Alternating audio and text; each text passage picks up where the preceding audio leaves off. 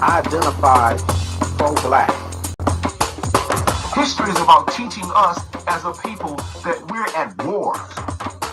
I want to speak about the image of our people. We have to be protective of our image. Our ancestors, they were oppressed, and we are oppressed today. Hotep, everyone. Uncle Jah Sanel. Thank you for tuning in to the Jah and Kev Show. My name is Jah, and my brother over here, this is Kev. And tonight we have a special broadcast for you, and it's entitled Black to the Bone. That's exactly what it's called. And we're going to be talking about the race construct discussion. This broadcast can be seen every first and third Tuesday at 6:30 Central Standard Time, 7:30 on the East Coast. So we want you to subscribe to our channel. We love that many of you have subscribed to our channel and we're able to watch and talk about important subjects. But before we get into this, because I'm going to turn it over to Kev, because he wants to open up with this thing, because he's been telling me that he wants to say something profound. So we're going to listen to him. But I'm going to let y'all know something. Y'all didn't see me last month, and you all wonder, what's up with Jah? I'm going to be honest with you, and I'm going to tell you what happened to me, and I'll turn it over to him. I promise. Here it is. I'm going to be transparent. I was having contract disputes, you see. And the contract dispute that I was having wasn't with Brother Kev, because he's a beautiful person. He's a lovely man. I don't mind doing a broadcast with him. I'll do one with him to the ends of the earth. But my agent, we were having issues with my agent. So since then, I've signed my contract, and I'm back. I'm happy because I got what I wanted. Now, his contract is coming up, so you better make sure that his agent and they work it out. But I had to work it out. But I set out that week because I didn't get what I wanted, but I got what I wanted, so I'm ready to go. He went on strike on me. And, I mean, I get a case of water every show. He gets like, he don't discuss what he gets. So, how you doing, man? I'm doing Good well, to see man. you back, Likewise, brother. I miss you. I want to get right down to it, but you guys did a fantastic job last month, and I was very excited to see you hold it down. But I'm back now, and I want you to start off by talking about. You've been talking to me about this off camera and all of that, black to the bone, the race construct.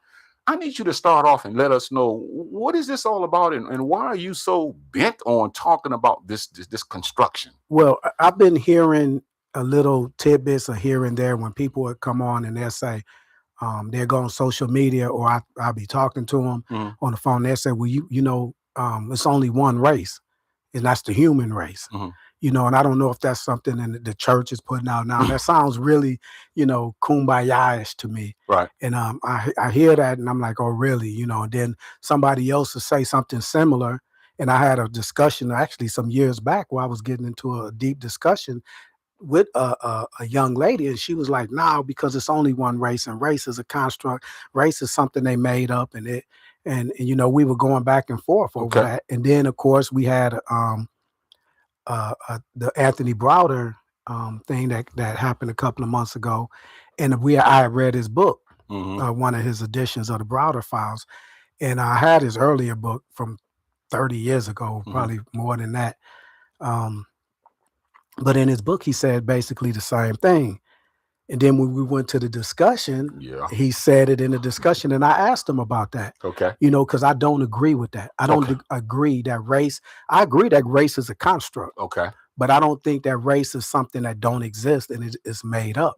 So I asked him what was the difference, because in his discussion, he said, that everyone migrated from Africa, which is true. Okay. And he said that everyone was part of the African race. Okay, that's fine. But he said because we had a common ancestor, like 300,000 years ago or something like that, that all these other, what we call races, didn't exist before that. Okay. And I asked him, what's the difference? That doesn't mean that they're not a different race, because I brought up the polar bear and the brown bear, right? Okay. And this is something I talked to you about. I was like, it's these are still bears. Right. But they're different species of bear. And I understand when we say species, we're talking about animals. So I asked him that. I'm like, well, what's the difference? Because they had a common ancestor 500,000 years ago, and then they migrated to different places. They split, and then they start having different characteristics. Right. Polar bears are only going to have polar bear cubs. Grizzly bears or brown bears are only going to have brown bear cubs. Asian men and women are only going to have Asian babies. Europeans the same, and Africans are the same. Okay. Black Americans are you a black man with a black woman, y'all gonna have a black child. Same thing for Irish and Italian and whatnot. So how can you tell me that that I'm not seeing what I'm seeing. So that Okay. was my question. Okay. And of course, when he came back, well, he just said, well, species are animals and races are people, which, that's semantics. I'm not talking about the labels. I'm talking about what's actually happening. Okay. Are we different races? And I understand the question is race a construct? I know it's a construct. Gotcha, We answering gotcha. that. Okay. But you feel like you want to set the record straight when you say this, because I want to defer to you in this this particular session, because I want to hear more, because I told you before we did, I said I want to hear more about how did you come up with this idea.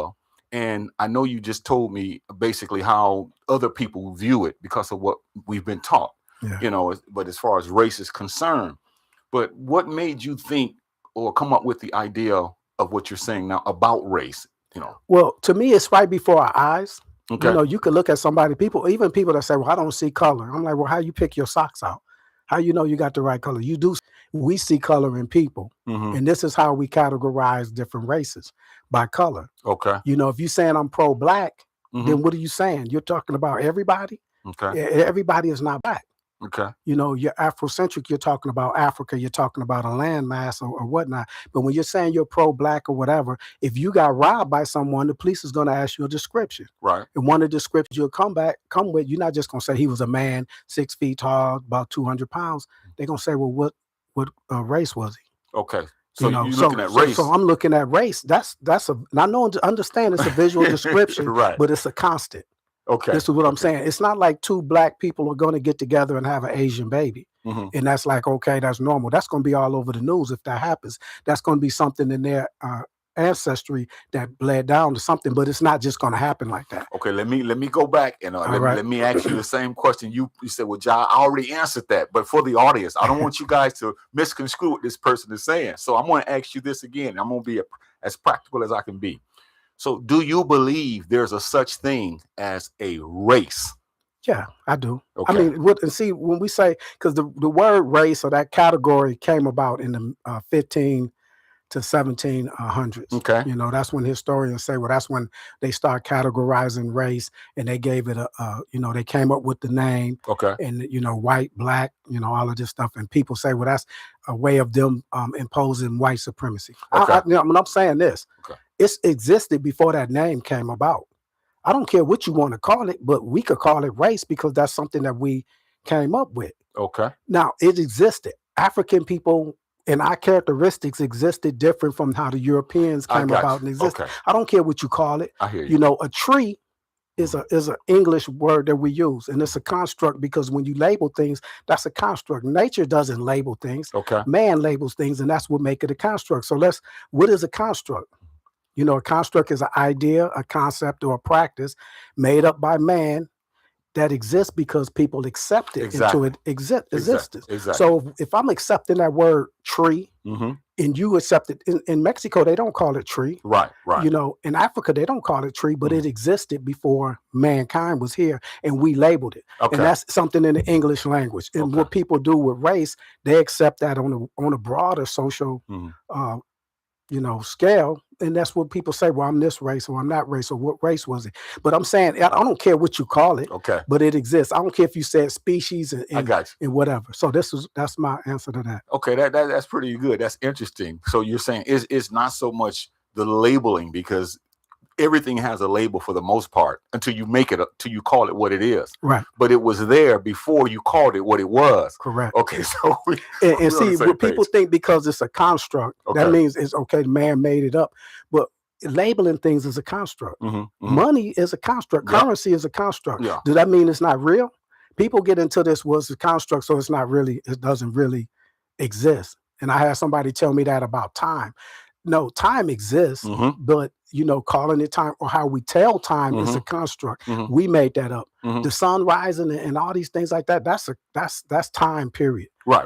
Chronological time exists. People Exactly. grow older. I don't care if you call it a year or you make a year a month.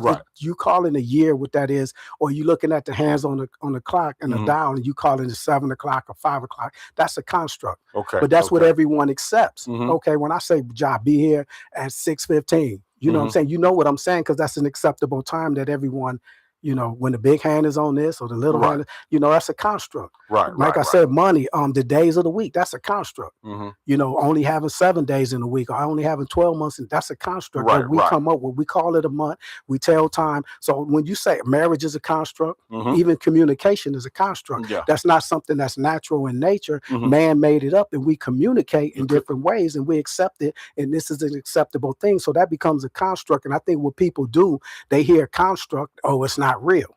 No, Okay. no, it's real. Yeah. You can't tell me that money ain't real. Mhm. If you don't think your money is real, then let me get that. Yeah. And I think too, I want to add to that because I want to put something on the side of that. As you were cooking, I was listening to you.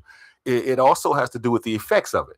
You know, if you Mhm. tell me to come here on Wednesday, then I know that I'm going to be here on what we deem as Wednesday, regardless of what other people may call it in another culture. But Right. I know that Wednesday is the day of the week that we get together and do this, and this is how we label them. So I get what you're saying. This is an interesting discussion because we don't talk about this like an Asian, or a Puerto Rican. Those are constructs. What is an Asian? What is a Puerto Rican? As you mentioned, what is money? Okay, we say, well, money is paper. Okay, Mhm. but the effects of it, see, because I'm not going to just take the paper in my pocket and put it out here and then walk away and say it's nothing. Yeah. So it has effects, and sometimes those effects, we allow people to dictate to us the effects of it. Like with race, somebody Mhm. calls you the N-word, called me the N-word. Okay, we're going to have an issue with that because of the history and all of that that's tied into it.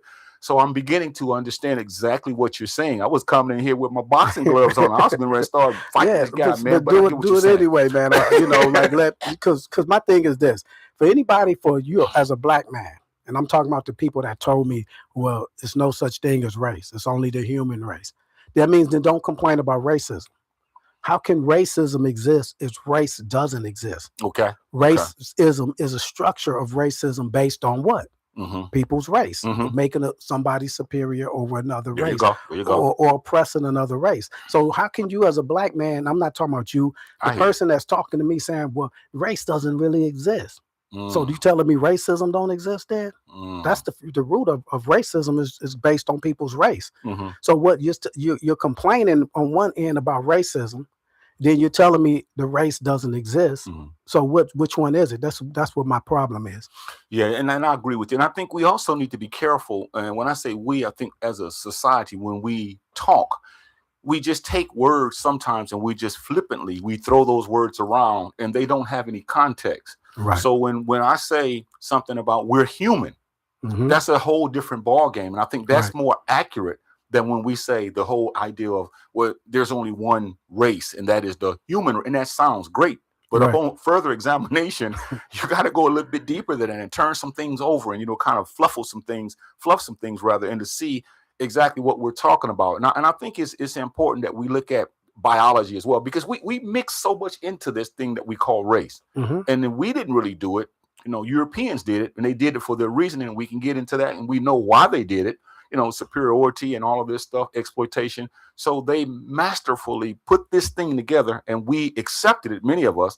This is why a lot of times when we had our discussion months ago about the N-word, where someone Mhm. may say, "Hey, I'm offended when you call me that," and then others will say, "Well, no, that's just how we speak." So it depends on how one accepts the definition of that word.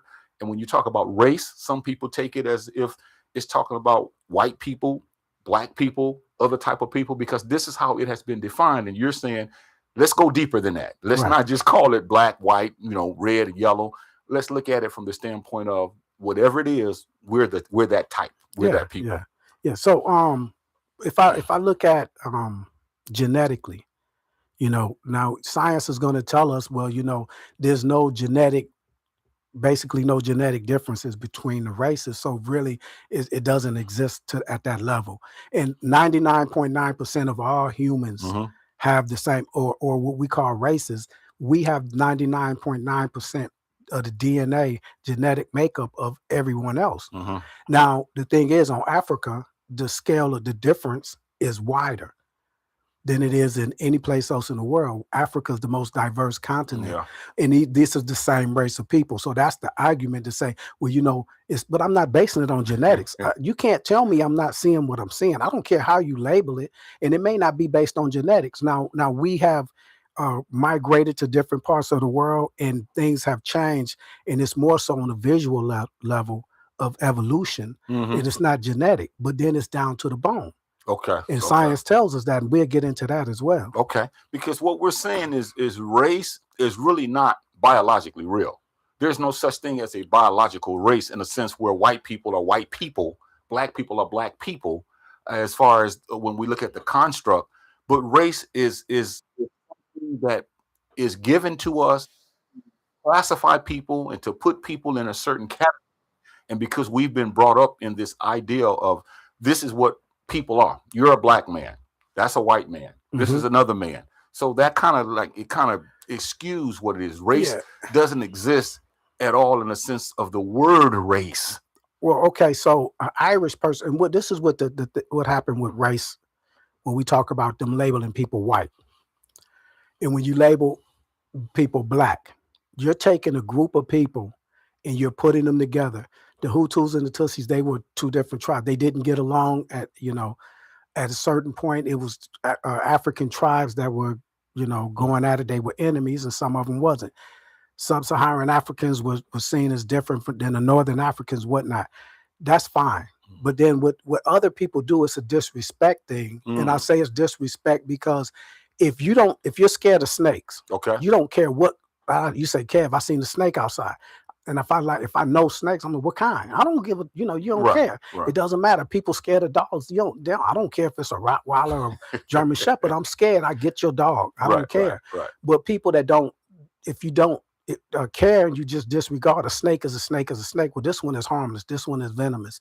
This one is a constrictor. This is somebody, Right. I don't care because I'm scared and I disregard all of those little intricate details about. So they disregarded our boundaries and our tribes as far as black people, but to give themselves power because they also did that with themselves in Europe. You were Irish, you were Spaniard, German, English, exactly. Like that, Polish, but then they made it, okay, we got to group together and we're all white on the same, on the same boundaries. But them, even though we see them, I don't care where they from. I don't care what language they spoke. And because of what the history that happened, it didn't matter if you was making slaves. Right. I'm going to ask our audience to do one thing, and then I'm going to ask Kevin a question. The audience, I'm going to ask you to call 361-405-6111. Again, that's 361-405-6111. We would love to hear your thoughts on this idea that we're talking about, because it's important that you not just comment, but we want to hear from you. And also subscribe to our channel. Then I want to turn my attention and ask you, okay, Kev, then what can we do as people to make more sense out of this instead of just accepting words that we were brought up with without investigating? Maybe I'm answering my own question, but what should we do to have these kinds of thoughts because you had to come to a conclusion as to when people say everybody is a part of the human race. There was something that happened that you said, hold on for a second. I'm going to either investigate that or something happened. So what should we do as a people? I think to me, that's a non-conversation. It doesn't make a difference. Because we're living in a system in a world where race matters. Okay. So it's a made up construct. If you could sit there and want to debate, well, race don't exist. Okay, they pull you over and they, what's going to happen. And you could tell that officer, race don't exist. Treat me the same. But see, that's what I'm saying. We know we living in a world that's biased, a world that has racism. And so why are we sitting up there arguing about that label? We need to be concentrating on conquering racism itself, or not conquering it, but how to get through racism as a people. Because racism is not going to disappear, because that's how someone else sees you. Black people cannot be racist in America, or they could be racist in a country that they have power in. Right. And that's a different story. But I'm saying with us, we have to live here in a country, and we're subjugated to this system of racism and white supremacy. Okay. So we got to be worried about, why you worried about, how somebody else see you, or whatever it is, when we got to be worried about more important things or more pertinent things, And how to navigate how through to it. navigate Yeah, through it yeah, and get that's good. around it. You That's know, good. we got to be worrying about opening schools. We got to Okay. be worrying about our economics. That's good. Money is a construct. Money shouldn't matter, but we need it. You know, Exactly. we in the Exactly. system that's capitalism. Right. The most important thing in the capitalistic system is the capital. Mm-hmm. You know, then it's going to be, that's like a form of slavery Wow. in a way. So we got to deal with circumnavigate the Mhm. obstacles that they're putting in front of us based on the race. Regardless of what they're calling it. Yeah, regardless of what they're Because, calling yeah, it. because it's been going on ever since we've been here in different forms. Because we can start throwing up ideologies like convict leasing. You know, Mhm. we can talk about Jim Crow. We can go on and on and on. But at the same time, like you just mentioned, that was really powerful. We have to know how to deal with this, how to get through this, how to, like you said, circumnavigate through it so that it won't affect us to the degree that it has, as opposed to just laying dormant and just talking about it in terms of words and that kind of thing. So what's getting me kicked in the ass is, I don't care. Tell me what it is. If it ain't my race or whatever, they doing it for a reason. Right, You know, right, so right. tell me what it is, and I want to stop it from happening. Exactly. Because we got bigger problems than the words or the I got you. semantics I of got how you. it was labeled. And us sitting up here saying it's only one race, and that's the human race, that's not stopping anything from happening. Right. That's a kumbaya thing. Yeah, yeah. You know, all men are created equal. Mhm. No, that's a fantasy. That's not real. Right, right. If a person is born blind, is he equal to a person that was born with sight? right. No. A person that's born with a handicap Mm. or missing limbs and stuff, is he equal to someone that's able-bodied? No. Yeah. We have signs up for people that have disabilities Yeah. and learning disabilities. And what, they're not born equal. That's a concept that's a beautiful thing, Yeah. but yeah. it's not real. I'm talking about reality. Yeah. And see, that's what a lot of us don't. And I think you hit the nail on the head. A lot of us, just when I say us, a lot of us as people, we don't like to have this discussion about what do we do about what we're struggling with. We like to talk about what we're struggling with. I was at a meeting this past week, and it was a discussion on the name African American and African and all of that. And it was interesting because, you know, I threw my little 2 cents in, but it came back to, we were more involved in the title as opposed to how if you're an African American, you're going to be treated the same way that I am if I consider myself as an African. So we didn't get to the nitty gritty. And when we tried to talk about it, most people were stuck. They were stuck on what they call themselves. Or if you call yourself an African, I call myself an African American. We had beef at the end of the discussion because I didn't really want to associate with you because you didn't think like me. Right. So we never got anything done. And I think this is the same dilemma that we find ourselves in. Even when you go back to Du Bois, you know, Booker T. Washington, you know, Marcus Garvey, and all of the brothers who came and sisters who came before, who had different kinds of ideologies, but it was still the same. The system of exploitation and supremacy was doing what it was supposed to do while we were talking about labels. I'm a this, I'm a that, I'm a this, I'm a that.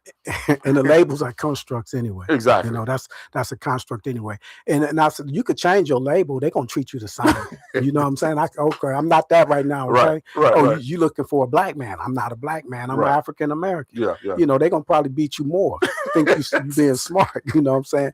And I mean, we gotta change our ways of dealing with what's happening to us. Beautiful, Cal. Beautiful. You know, that's the main thing. Good. You know, we sit up here talking about this.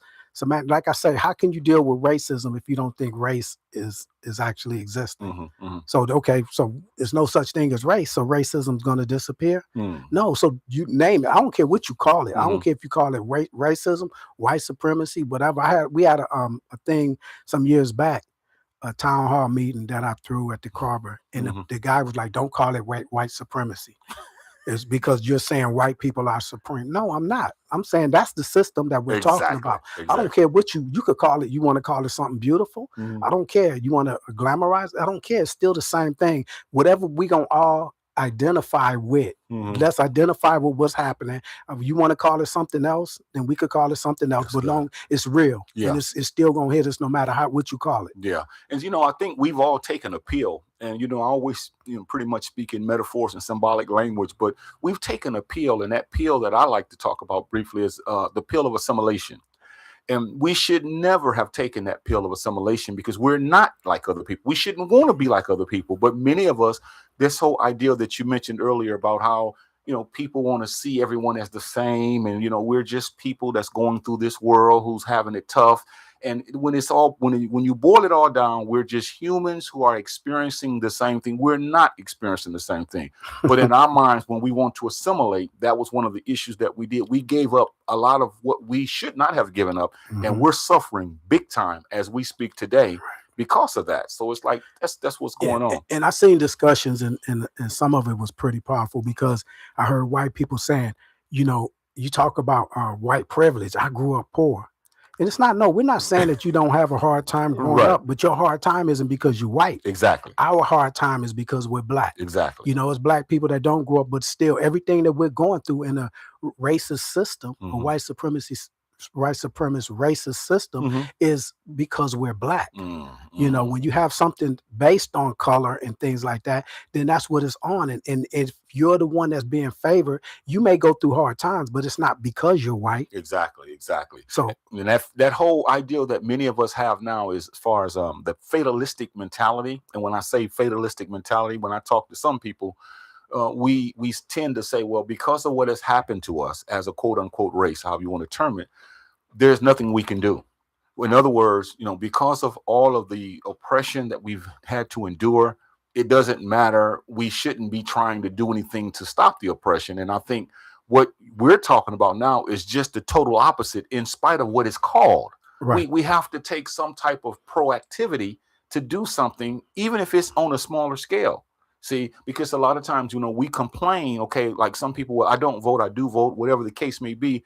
But what are we doing in the meantime, regardless of whether we casting a ballot or not? What are we doing about our communities? What are we doing about our hospitals, our stores, our educational system? What are we doing about that? And that's the deeper discussion that we don't tend to like to have all the time. Yeah, we steer clear of the important things. To me, a lot of us do. Okay. Like people say, well, I overstand, you know, I understand. Do you comprehend? I don't care what it is. Do you comprehend? That word is not making you comprehend, you know, saying something in a different way. Leave my friends alone, Yeah, it sounds good though. And see, you know, it's like back in the 60s and the 70s. I still do, you know, I listen to some Parliament Funkadelic, you know, and they would say things, you know, like some of their songs, you know, make my funk the P-Funk. Then they would start talking after that. And they would say things about, yeah, you know, I dig. And they would say just things that sound good. But when you really go into what they're saying, they're not saying anything. That's language. It's flowery language. It makes you stick your chest out. But what are we doing about the educational system, regardless of what we call it? You know, what are we doing about the prison industrial complex?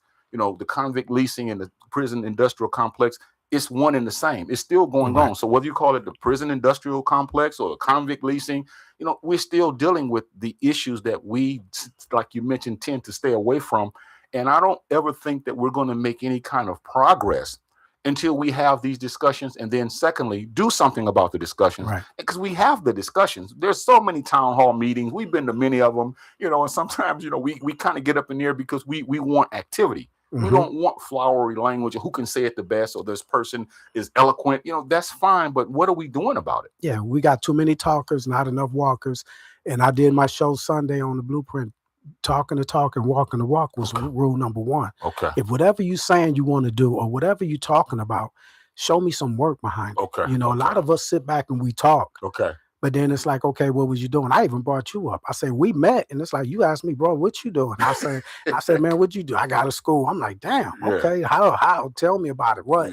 You know, and then I may say, I'm not going to try to compete with, I'm saying, well, man, I'm going to try to help you. I'm going to what can I do to help out and do do something to help you doing what you're doing? Right.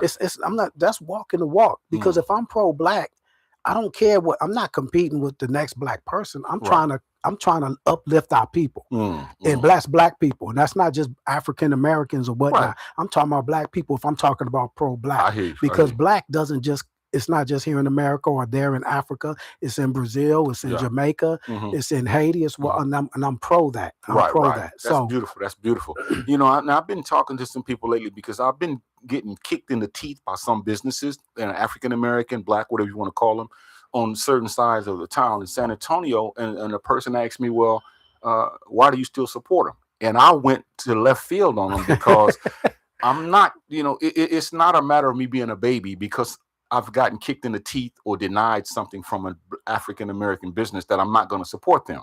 They need me. Now, it may sound foolish, but I'm looking at it deeper. It's bigger than that, because no one else is going to help them the way we help each other, and we should. And so we always talk about how we're struggling, but we have to be the ones to help them. You have your finances in an African American or Black bank. Okay, don't just talk about it, be about it. So when someone asks us questions about, well, what are we doing? We shouldn't just talk about what happened 20 years ago. And that's one of the sticklers that we go into Malcolm X, Martin King, and we're going to talk about that till we leave here. But what have we done since then? And you know, it's interesting that you said that, man. Something came to mind. It was something that happened on social media. And I used to be a protester with this certain group here in San Antonio, local group. Then I stopped doing it. So I disconnected from them because I didn't see it wasn't the avenue that I wanted. I wanted more. And somebody came on and they started questioning me. They didn't know me. And they was like, so, you know, who are you? Well, I'm in this group. And I like, what the hell? Now she's new. This good lady was new to that group.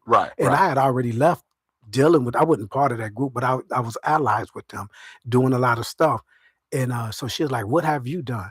And I thought about it. I paused. I say, not enough. You know, I don't care what I've done. We still in the same predicament and we're not far from that predicament. So I don't care what I did. I'm not here to talk about what I did. It's not enough. You know, and I'm going to tell her, you haven't done enough. None of us have done enough. You know, if we did, we wouldn't be in the situation. We wouldn't be in the situation that and I could look at our people, that's our ancestors that passed. That wasn't enough. None of it. And they'll tell you, I wish I could do more. I wish I had time to do more. And we should all be wanting to do more. Yeah, that's good. That's good. You cooking, man. You cooking. I'm glad we're having this discussion, because sometimes when we have these kinds of discussions, we have to challenge ourselves and we have to challenge our peers, those people that look like us, because many times we get on an easy street when we talk about ideas, like we're talking about the whole construct of race. You know, we get on this tangent, and it's like we get away from what we should be doing to help the situation that we're talking about. And I think this is important that we give out just, you know, tips, application. We're not tell people what to do based on the fact that we just have a broadcast, but we're saying every little bit, if you're good at something, use that for the betterment of our people. And then when the constructs come back at us, regardless of what we call it, we can say, well, this is what I'm doing about that construct, as opposed to arguing about, and what year did it come together? And one guy brought it up. You defined the guy that basically defined this. And then I'm trying to find another guy so I can make people think I'm intelligent. We got to stop this, man. Yeah. And embarking upon this conversation, I did some research more. And I'm like, man, I had to digress on some of the thinking. I don't know. I'm not a scientist, but when I first started looking at the DNA and what science was telling us, you know, back when I was reading Chuck Diop and Browder's first book, they was talking about skull shapes. So my question was, you know what, wait a minute. So I'm asking myself, you know, what is it that you learned, but what about what I'm seeing? And like I say, can nobody tell me what it is I'm seeing. So a discussion I had with this person some years back, I was like, so they was like, well, if people find bones, they don't know what race they are. I'm like, yes, they do. And so I looked it up. And I'm like, how do forensic scientists find out if they find bones in the yard? You know, it ain't no skin. But see, they are able to find out. They look at the bones, and it's called forensic identifying race and ethnicity when finding bones, the forensic anthropology skeletal analysis. So when I looked it up, it's like the skull. The first thing they say is skull shape. They could tell where your ancestry is from, whether it's from the Mongoloid, which is the Asiatic, if it's from Caucasoid, what people say white Europe, or if it's from Negroid, which they consider African. Now they made up those names, but it's from the territory. So I'm like, okay, they look at the skull, they look at the teeth, and they could tell, okay, you're basically from this area. We know it's an Asian girl that we found, or they know whether it's male or female because of the bone density. So it's like this. It is ways of them seeing it. And so if all of these things, if our bones are even different, then how you gonna tell me that it's not a difference between us? And I mean, they talk about forensic genetics. So if you want to know your ancestry, What you get, you got to give them DNA. Mm. So if your DNA is not, it's no difference between the races, how do they know where you're from? Mhm. Browder brought that up. He said, man, I did my ancestry and all this stuff. 1 minute you're saying there's no difference, everybody's African, and then you're talking because the next sister asked them, well, Right. why everybody DNA just don't come back to Africa then? Uh-huh. You know, why are we not just 100% Africa? Why do your ancestry mean anything? Why do you say, well, I got 20% Irish? And so that means what? You got white in you. That's what you're saying. Mhm. You know, you got Senegal and Ghana and all this stuff like this. You know where you from. You know what part of you is breaking. So you trust in the DNA testing Mhm. that's telling you your ethnicity. Right. And I think we should take all of that and use it to our advantage, because, you know, I haven't had mine's done yet. And I've been in circles where people have had it done, and it's like, it's a badge of honor. And it's fine if you want to pay somebody to tell you whatever you don't know, and that's good. But you're no different. You're no better than someone because you may know you can have your ancestry traced back so far. But the point of the matter is regardless of where you come from, you still struggle every day in the United States of America with the same issues that we're talking about now, which after we get through talking about that, then what are we going to do about this black on black crime? You know, this white on black crime. Solve our issues that we have with each other. And in the meantime, try to circumnavigate a way to get around the system and the obstacles that they're putting in front of us. Mhm. Because we should be having meetings based on that. Talk, How are we going to Cook, deal man. with what's happening? Cook. We could sit here and talk about, oh man, they beat so-and-so in the head and, Yeah. and, you know, or this brother shot that brother, blah, blah. But it's a reason why these things are happening. Mhm. And some of it look like it's us in our hands against our hands, but we are in disarray. And they have put us in a tailspin of being in disarray. You know, they strip morals and ethics from our household. Mhm. You know, society has done that. Mhm. And they have a privilege because they have a safety net, but we don't. And we have to also educationally, you know, there was a discussion that came up at this meeting I was at, and I thought it was interesting because they kept throwing the word around education. And there was an older gentleman, and he was saying, well, the problem with us as a people, you know, and I said, well, this has got to be profound, because he's going to tell us the problem, you know, because I never heard this one problem. But he said, the problem is that we lack education. And then some other sister jumped in and everybody started talking about education. And I just politely asked him a question, you know, when it comes to education, what kind of education are you talking about? Because it depends on the education that you're mentioning. If it's that Eurocentric indoctrination, then that's not education. That's servitude. So people kind of roll their eyes at me. And I mean, I didn't step off the gas pedal, but I was just trying to let people see that we want people to think with these constructs that we have all the answers, but you have to look deeper, like we talked about at the beginning of the show, race. We got to look deep within these words and what these words mean and how they affect us and what we have to do to get through these. So when we got through with the discussion of education, you know, they got kind of quiet, but the bottom line was, you know, we always say if you get an education, you're going to be successful. That's not true, man. That's not true. You're going to be dumb. And first, a lot of us, you're going to be working against your people. You're not going to think about yourself in a rational way. You're going to think incorrectly about yourself. So when we talk about education, we have to start defining what type of education. Are we talking about the kind of education that Dr. Amos Wilson was talking about? The type of education that our sisters and brothers talked about back in the 50s and 60s, that when they were really going through Ida B. Wells and them, that's the kind of education we need that's going to help stop what's going on, as opposed to just throwing that word around. Oh, well, you have a degree and you graduated from some school, so now you're some big man. And I'm like, well, no, because there was a doctor there, and they deferred to this doctor. And, you know, he was pompous in a way, because every time he spoke, you know, he wanted to give us a historical lesson. And I'm like, okay, what are we doing then? What do we end up doing after this? You know, that's what made Malcolm so dangerous, because he didn't have their degrees and things like that. He didn't have their labels, and he didn't look at his oh, they got this skin on the wall. You know, some of us become sheep being trained by wolves and educated by wolves, and they're hugging the wolves and they're inviting the wolves to come in. They feel like they're one of the wolves, you know, or they're loved by the wolf, you know, and the rest of y'all gonna get eaten if y'all don't do what I'm doing or how I'm doing it. Yeah. You know, that's the sad thing about, but that's not an education. Like you said, define, and that's what I was talking about too. Define what it is you're talking about. If you define pro-black to me, because how you pro-black and you content with what's happening to our people. How you pro-black and you talking about black power, but you're not trying to doing anything to empower us. You know, if you don't want to see black people subjugated to the things that you shouldn't be content. Right. You know, we throw around these words and these, you know, labels, man, and labels, and on the other side, the ones that think they're educated. What are you doing for your people? Because you've been taught by him, and now you don't think he's that bad. Right. And you're watching your people go through what it is, and you can't even identify the culprit. You thinking this brother killed this brother because this brother is bad. You're not looking at how they got to that point and who put them in that point, and the system that's putting us in these points, but we're going against each other. See, that's one thing that I appreciate, and I got to throw this up about the last broadcast that you did with Giovanni and Rebecca or Rachel. But I thought that was interesting because what they did was they brought receipts. In other words, they're into doing something about their situation. Sure, they're complaining about it because it's necessary to show what's going on. But they're sacrificing, man. They don't have much, but what they have, they're saying, we want this to stop. And they live in this country. And what I take my hat off to them about is they're willing to go to another country to help the people that are oppressed, that look like them.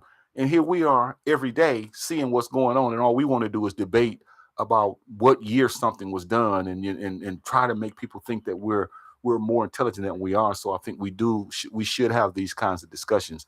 We're going to ask you to call us at 361-405-6111. And these are the types of discussions that you really don't get a lot because a lot of times people don't want to ask those challenging questions, but we have to have these kinds of discussions, Kev. Right. And we have some comments on Marie Osaze. She said, Hotep Brothers, I appreciate you tuning in on the comments on Facebook. Barbara Royal, she said, Hotep Brothers. Ladae Bishop, she said, greetings. Sakina Saladin said, peace and blessings, brother. Ellen, she said, hey guys, glad to see y'all up on Facebook. And Sharon Simpson Anderson said, Hotep.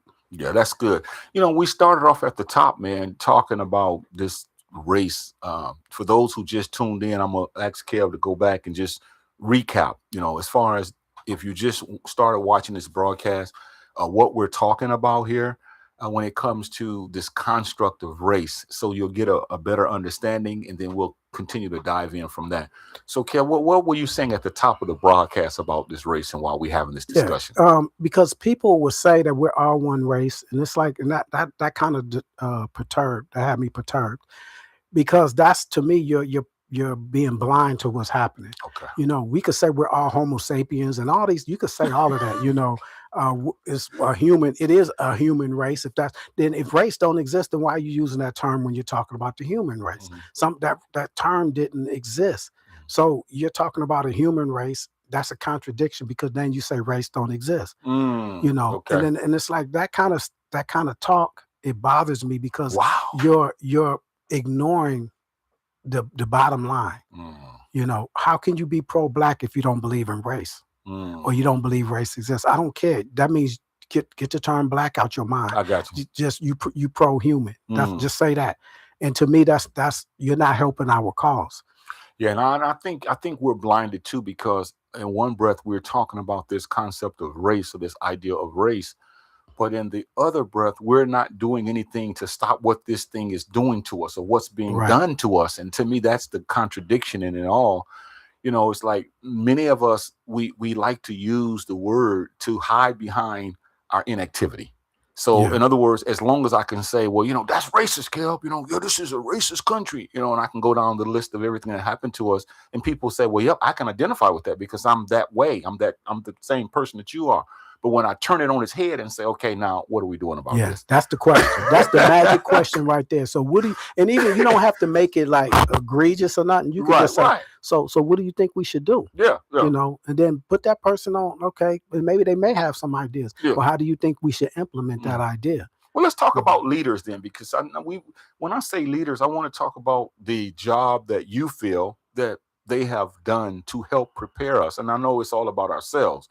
But those who are in those positions that are in front of people, we can talk about the imams, we can talk about the ministers, we can talk about the teachers, we can talk about whomever, parents, But what do you think they've done as far as the job that they've done to help us have these kinds of discussions about these words? Man, I wish I could remember the phrase, but it's a psychological phrase about you only being able to go as high as the ceiling Okay. of your knowledge, Okay. and you're going to be just that's as far. So I think a lot of people, whatever they believe, Okay. like you have some of these leaders, and I mean, you got to ask, why are they our leaders? Who are these people Okay. that's supposed to be our leaders? Right. Right. Who put them at that position to Mhm. be our leaders? Who is it that we should be following? Okay. And if you're following somebody that don't believe that racism exists, Okay.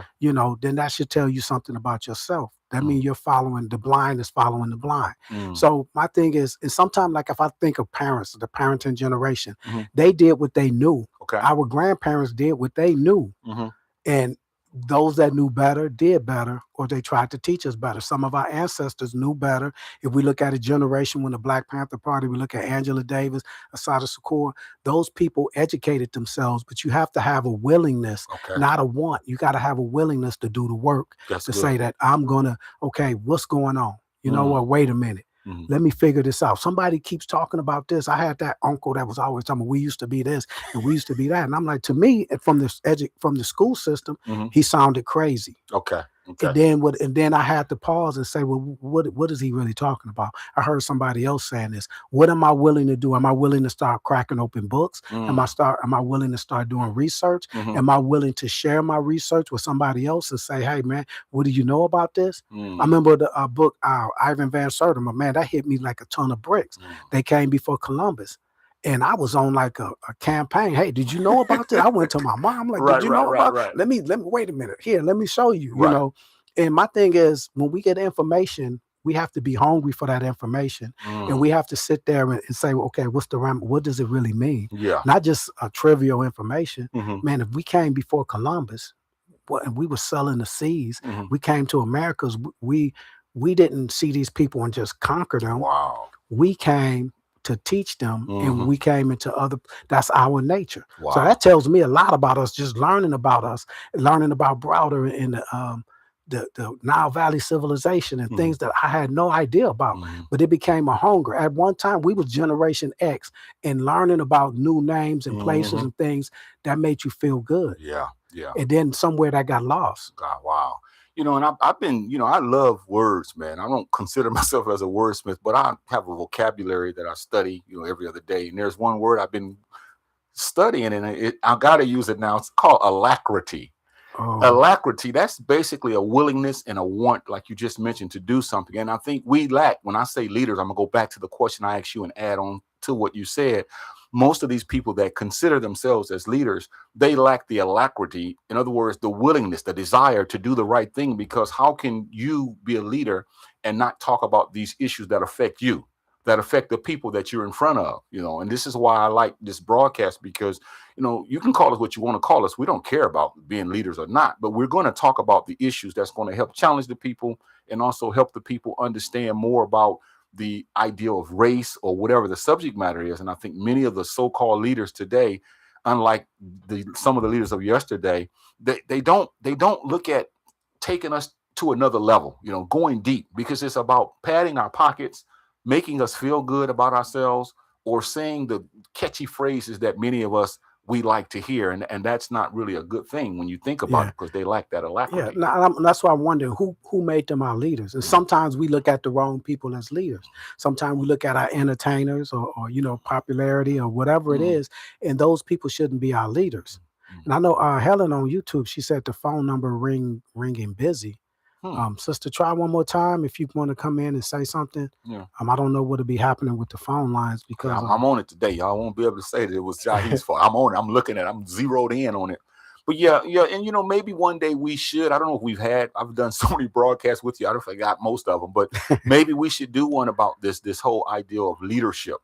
Because that's a question that a lot of people say, like, who made them our leaders? And I know what you mean by that, and I often say that. But when I say these leaders, these are people that many of us are putting ourselves in their teaching, like even with you and I. And I think that sometimes we have to define, and also we have to critique, because critique our broadcast. What can we do better as the Right. John Kev Show. Put it in the comments, email us. Let us know what we can do better at the email at johnkevshow@gmail.com. So this is why, critiquing and all of that is good. But in many instances, you can't do that. If you go to certain places and someone is, quote unquote, the leader or the teacher or whatever, you can't do that, because how dare you question the preacher? They see it Who as a are you? challenge. They see it Yeah. as a challenge instead of a discussion. Yeah. And that's, I think, a problem. Maybe who are role models, who are our role models, Yeah, we need to cook I that think up. because leadership and role models, Yeah, throw all because that in. when for role models, that's more so for kids, right? For kids coming up. No, I'm saying, like they look at people as role models, Yeah. but that's an influential time in your life, Right. and people who should be your role models, they're not your role models. Mm. Those that we see dribbling the ball or running or Mhm. passing the ball Mhm. or entertaining singers and Mhm. things like that, those become kids' role models. And that's social engineering, because the people that they're allowing to come on TV, those are the ones that don't have a message. Come on, Kev. Like you were talking about okay. Parliament Funkadelic. Right. And it's great because I was thinking, and I was explaining to someone younger, I say, see, we used to listen to that and it was good music. Right. But they wasn't talking about anything, Right. and it still happens today. Right, Some right. of these people they make good music, but they're not talking But see, about. Kev, There's no you message. you letting us off the hook, and I'm saying that now. I don't want to be nitpicky because you're making some valid points, but social engineering and these kids, a lot of that is adults as well. Mhm. A lot of us adults, we social media has done something to us as well. We look up to people because we see them all the time. We follow people, we follow these people. Some people will tell you, I follow so-and-so. And if you don't follow them, that means that, you're nothing. I follow Dr. Umar Johnson. Well, no, I follow this person here. I follow that person there. And it's almost a competition. So whatever these people say that I'm following, I'm saying they cannot do any wrong, as opposed to critiquing them. Right. And listening to them and saying, hold on for a second. That's some good stuff. But what about this? And I think we're going to have a hell of a show, because I know you got a lot to unload, and so do I, because I think we need to reel back, especially adults, and begin to see we should be the ones teaching our children. We should be the ones. And what doing you're that. saying is what we walked away from this brother's discussion twice, and we questioned some of the things that he was saying. Now he's Anthony Browder was a great He's a good historian, historian, anthropologist, author, and all of this. But then he started talking about some things that we was like, let me question that. Yeah. It shouldn't be a problem questioning somebody. No. We should have that discussion. Yeah, he questions me all the time. And he get mad at me when I ask questions. I'm trying to find a way, and it's like, damn it, Kevin. But no, but see, it's like we should have those discussions. I don't care if we're talking about Malcolm X, and it's not just agreeing with him because I love Malcolm X, but I could say, man, this is some things I don't agree with. Mm-hmm. There's nothing wrong with that. Yeah. And somebody say, well, let me know what I'm doing wrong. Let me know what you feel I'm doing wrong, and we can have that discussion. And then I could say, okay, well, I see what you're saying, but maybe it's this, or maybe this is what you don't know. I mean, those are discussions that we need to have. Exactly. And we always talk about you notice with Kevin and I, when we do broadcasts, we'll bring up a subject, and then when we're talking, one of us will say, we need to do a broadcast about that. But we also need to do a broadcast about that. As far when I say about that, we need to do a broadcast about the questioning, the debating, how that should be. What's the use of that? When you question me, like you mentioned, what are you getting at? When I question you, what am I trying to derive at? And so a lot of times we haven't had that, because whatever we say, people agree with us all the time. Right. And so now when people question us, and even if they question us respectfully, like, where did you get that from, Kev? Yeah. Some people, instead of saying, well, I tell you the truth, where I got it from, I looked in a book, this is where I got it. They get angry like you're challenging their manhood or something. It has nothing to do with the manhood, but this is how we are, because we don't like to be told. Or if we say, well, you said, well, Ja, I ain't never heard that before. Or you say, Ja, that's just a flat out lie. And I go, well, Kev, why is it a lie? You have to tell me, instead of, okay, well, that's a lie. Well, what you said. So we got to look at this, and that's why I think we're dumbed down, a lot of us, because we don't do these things. And it's one thing I kept bringing up Browder, but it's one thing I do like that he did. He said, don't just take my word. Yeah. Look it up. Yeah. Okay, I'm going to look it up then, I'm not just gonna take everything that you say. And that's like when you brother, you give me information. I'm like, damn, that's pretty good. Let me look that up. Yeah, I don't just like, okay, well, that's what it is. And then somebody question me, well, because Josh said, that. So you look up, you research things, and then you solidify Yeah. your stance on things. And that's what's important for us to do. And this is what some of those people that say, well, it's only one race, it's the human race. There's no such thing as black. So and I hear people say that. Man, I'm not gonna step on toes, Mhm. but I hear people say, well, it was a discussion about God, and dude was like, well, that word didn't even come up to the 7th century. I'm saying, well, you realize you're talking about the English word, that's just what you're talking about. Yeah. Everybody has a different word. Right. Then he was stumped. He was like, yeah, because you think you're saying something, Yeah. and you're not even thinking about what you're saying. Yeah. So you think the God concept didn't come up to the 7th century? Like, Yeah. what you think the 7th century was? That was AD, right? Right. It's not B. So I'm like, think about what you're saying, but don't use information to beat people on the head. That's another good. thing. That's really good, Kev, because even tonight, as we're talking, we're doing it haphazardly, but we're teaching each other, we're teaching and we're learning from people that's viewing this broadcast.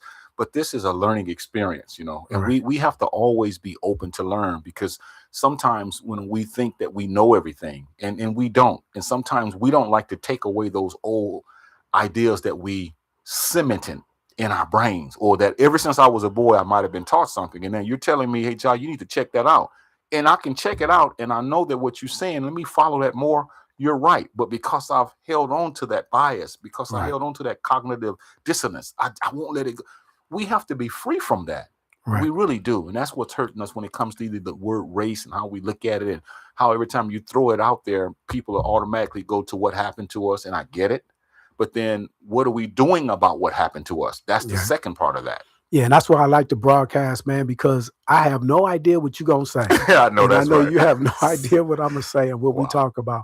And it's just ping ponging back and forth. And Yeah. then you could question what I'm saying, and I could question. And what you do, you could solidify. Yeah. You could make me solidify my answers. Like, or you challenge me, and I say, that's a good question. I like this broadcast too, because when we disagree, even though we're passionate about what we teach and we've been taught, but when we disagree, we challenge each other. And it's a challenge in love as to why did you say that and where did you get that from? Because I have other information, and to me, that's where the iron sharpens the iron, as Right. opposed to who does he think he is challenging something that my great grandfather taught me all these years. And that's when I go back to this meeting we had, it was a guy and someone challenged him, and he was saying that they were challenging his great grandmother because she taught him something. They weren't challenging her, they were challenging what she said, the idea. Information. But he was taking it personal, and it's like, we don't even know how to argue anymore.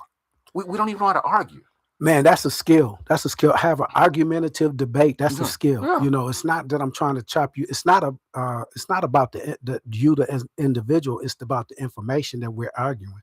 We could debate the information, not me saying, okay.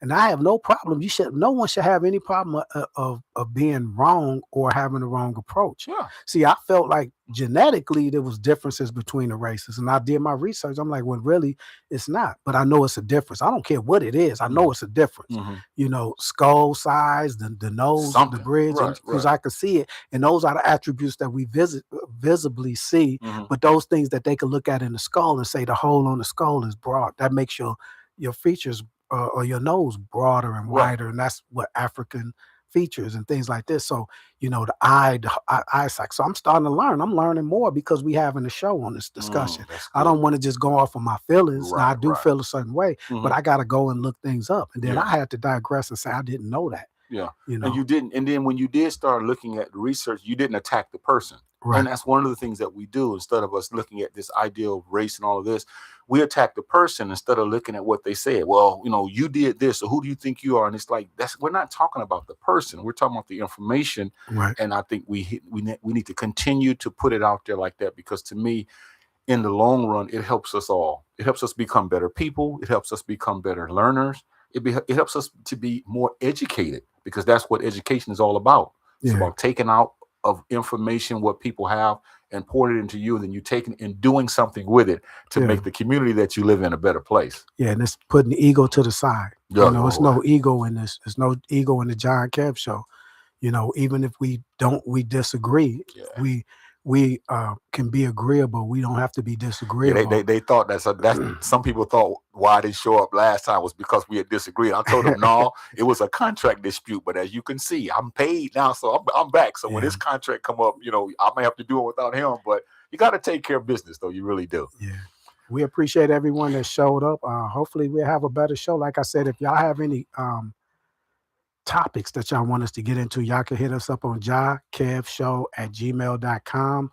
And I haven't been checking that email, the messages, and we probably got a plethora of them. Shame on you. Shame on Yeah, you. Notice man. it's always his fault. Shame on him. You know.